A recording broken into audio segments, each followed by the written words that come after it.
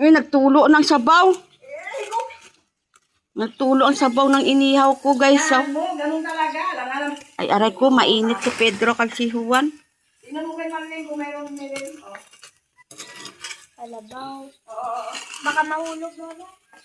Yaan mo sa tong malun. Ay, Marlene na.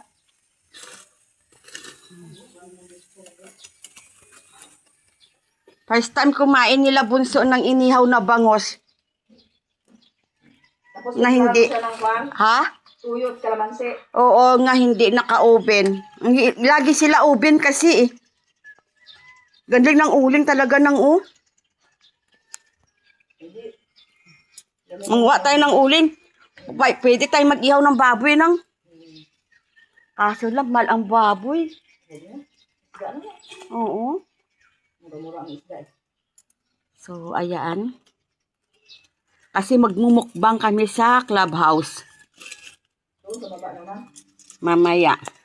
Sayang wala yung isa namin kaibigan, si Angie. Madami daw siyang ginagawa. Pwede pa naman natin to nang maulit. Sarap yung tilapia. O, diba? Tapos may sabaw-sabaw. Ako, Diyos ko po. Paplanuhan natin ba? Si Angie mahilig yun eh. May motor naman siya. Pwede naman madala yan. Sayang talaga si Angie. Hindi makasama sa pagkain namin mamaya. Busy. Ha? Busy siya. Oo, lagi siya kasi busy.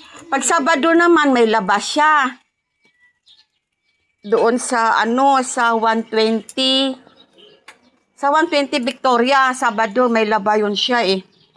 Kailangan niya talaga kasi college na yung anak niya eh. Grade 12 na eh. So, ayan So, ayan ang aking inihaw na bangos. Kaya, kakain yan sila mamaya. So, hanggang dito na lang ang aking pagbibideo. Bye-bye. God bless. Mag-ingat po kayo lahat.